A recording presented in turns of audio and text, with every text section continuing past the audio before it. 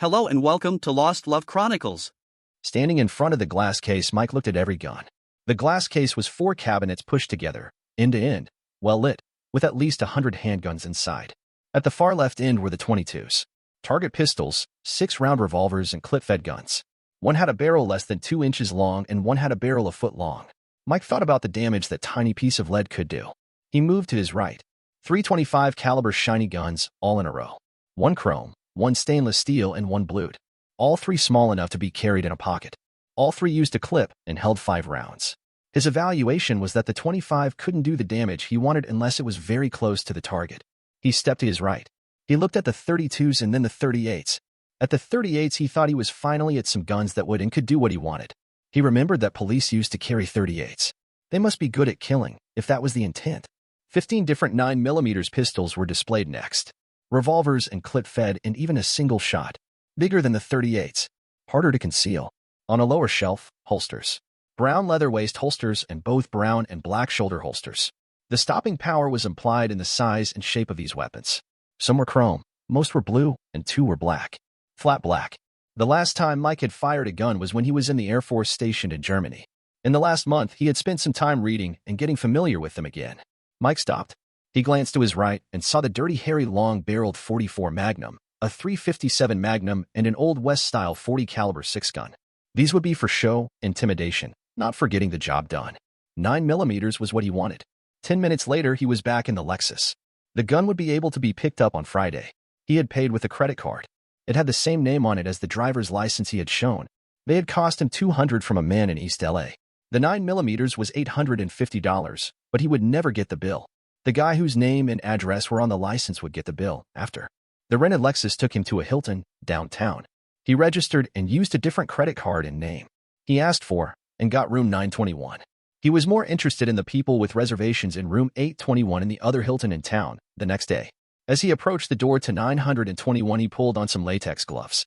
Inside the room, he was careful not to leave any fingerprints. He knew, from watching CSI on television, that he would leave epithelial skin cells in the room. He also knew his DNA was on them. He believed it didn't matter. He rested for a while in the room and then went downstairs for dinner. He had a 4-day growth of beard and 2 rubber devices tucked into his cheeks to help modify how his face looked.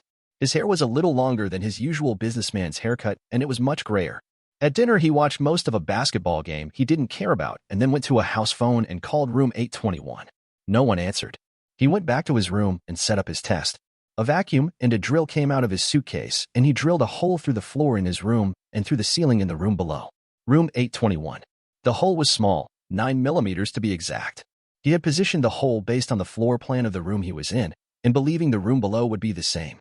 When he looked through the hole with the tiny video camera, he saw that the room was exactly as he figured.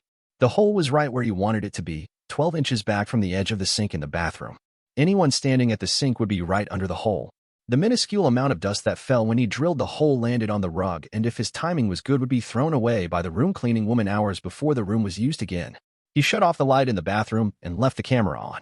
On the monitor, he could watch the bathroom below, and he would not be seen. He had a motion sensor on the monitor, and when someone downstairs entered the bathroom, a red light flashed in the bathroom above. Mike went quietly into his bathroom and watched. The man standing at the sink shaved and brushed his teeth. A woman came in and kissed the man. Both were naked. They were in front of the sink for 3.5 minutes. Plenty of time, Mike thought. He shut off the camera and went to bed. In the bed, he thought about his brother and Monica. They had met in Orlando 3 years before, at a convention. Monica was there as a product rep for a company that sold specialized software. Shane, Mike's brother, had met her, and by the time the conference was over, she worked for Shane instead of the software company. A year later, they were married. In the 2 years since she had her breasts done, her face done, and was seen in public hanging on Shane's arm whenever the PR people said it would be good for business. Mike reviewed the events of 2 weekends ago. He had gone to the La Quinta Inn in Orange County for a business meeting. While he sat in the lobby waiting for his appointment, he noticed Monica enter the hotel. Less than a minute later, Paul, Shane's business partner, walked into the same lobby and Monica took his arm. She walked with him to the desk and they registered. Mike watched as they went to the elevators and went up to the 6th floor. During the business appointment, Mike was given access to the reservations computer system, which had 2 minor problems. While he fixed them, he looked at the reservations for rooms on the 6th floor. Paul Samuels didn't have a room there, but Monica Samuels did. He did a search and found that Monica Samuels had been in the hotel 4 times in 2 months. Jack Samuels had been there twice. Monica and Shane's partner were having an affair. Over the next 10 days, he had found they were meeting in various hotels 2 or 3 times a week. Computers are wonderful when you know how to use them. Mike wondered if he should tell Shane. He had dinner with Shane and touched the subject lightly. There had been a news story about a rich guy whose wife was sleeping around. When the guy found out, he divorced her but lost millions in the settlement. Shane said he wouldn't want a divorce from a bitch like that. He'd want her dead. Mike didn't tell Shane what he knew. He finally fell asleep, slept well, and was up before 9 the next day. He packed and covered his activities before he left the hotel for the day. He spread a small packet of powder in the room. Skin cells from at least 20 different people. He dropped 10 sets of small hairs in the room as well. Amazing the things one can gather from discarded vacuum bags from a medical building or 3. When Mike was in the elevator, he took the gloves off and pocketed them. He returned the Lexus later that day at the airport.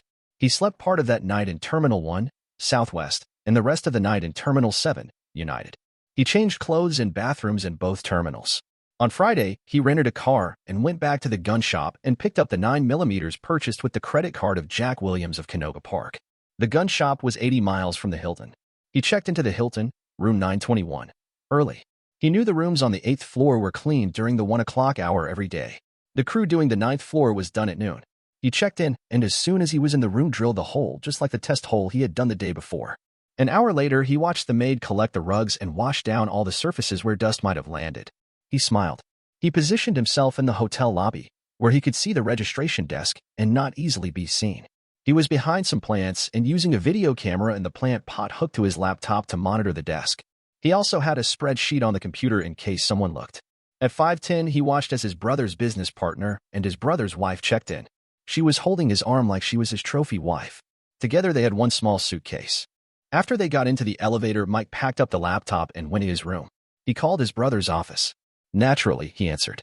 Shane Mitchell. Hi, Shane. Hey, what's going? I'm going out of town for a while. I have a chance to do some consulting in Chicago for a week, and I'm leaving in about half an hour. I'll call you when I get settled. How are things with you? Not so hot. I don't have any proof, but I think Monica is cheating. Any idea with who? Not a clue. It's just a suspicion right now. Where is she? Some charity thing down in Orange County. And what will you be doing tonight? I've got an all-nighter here with my tax people. We'll have dinner delivered and work all night. Mike paused. Hey, about Monica. Call Pete. He's a PI. He can check her out and you'll know what's what. Yeah, got his number handy? I'll call him now. Mike had the number in front of him. He gave it to Shane and ended the call. He watched television and saw Monica and Paul use the bathroom. The first time it was Monica, nude, peeing. Even from directly above, she was a knockout. Mike never understood what his brother saw in her, other than a great body, but choice of spouse wasn't up to Mike. Paul peed when she was done, and a while later they came and dressed and used the mirror. The lights went out and Mike assumed they went out, too. Mike turned on the motion sensor and went back to watching television. Mike's personal car was parked in the visitor's lot at the hotel. He carried all his extra gear down to the car and stashed it in the trunk. Back in the room, he dusted with epithelial skin cells and hair. Wiped anything he might have touched even though he wore gloves the whole time. All he had to carry was the video camera and the computer case for the laptop. Inside the carrying case was an empty laptop case with just enough room inside for the 9mm. He would be leaving a square piece of thick plastic that he would use to capture all the GSR from the shot. GSR, he learned from television, is gunshot residue. The light flashed. Mike went into the bathroom and prepared the weapon. He watched the monitor and saw Monica, nude, come into the bathroom. She stood at the sink and looked into the mirror. A few seconds passed and Paul stepped up behind her, wrapped her in his arms and held her. Monica turned to face Paul and Mike watched as she came closer to him. Her arms went around his neck and they kissed. Mike pulled the camera from the hole and replaced it with the gun. He made sure the GSR wouldn't get on him, and then he pulled the trigger twice, quickly. The sound was deafening. Mike resisted the urge to look. He packed everything as quickly as he could and walked out into the hallway. He saw no one until he got to the elevator. The first one to stop was going down and was coming from the top floor nightclub. Mike joined the crowd and at the ground floor walked out with the crowd. 10 minutes later, he was on the road. In the late morning, he heard on the radio that millionaire businessman Paul Samuels had been killed and his companion was in serious condition in a hospital in Orange County, California. Mike called his brother on his cell. Shane, I just heard on the news that Paul Samuels was killed. Is that your Paul Samuels?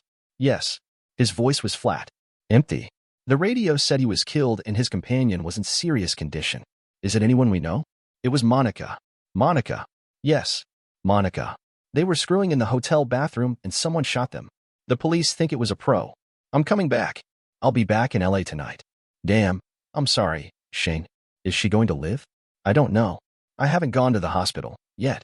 If you do, don't drive yourself. This is too emotional a time to do that. Damn. Let me get back. I'll be there as fast as I can without getting arrested for flying low. Yeah. He hung up. When Mike left the hotel in the night, he had a quarter tank of gas. He filled up in Barstow and paid with his credit card. After talking to Shane, Mike gassed again and headed home. It came out that Paul was in pretty heavy to some loan sharks and had been cheating Shane for over a year. The police never charged anyone with the hit. Monica got out of the hospital and Shane had no trouble getting a divorce. She got nothing except a huge, nasty-looking scar down the side of her cheek and a breast that was no longer there. The bullet entered her breast and exited from her hip. Monica would never have been much of a mother anyway. Shane paid for a 6-month lease on a cheap apartment while the divorce went through. When the divorce was final, her lease was terminated. Shane and I never saw her after the divorce. There are brothers you can screw over, and brothers who won't let their brothers down. Mike wondered, over the years, if he was ever going to tell his brother what really happened. It was on a fishing trip that the two brothers took where Shane surprised Mike by saying it was done to perfection. Mike never knew if it was the fish that he cooked or the fish he shot. They just looked at each other and the answer was clear. As they say, blood is thicker than wood. Dear listeners, please share your thoughts in the comments section and don't forget to like, share, and subscribe.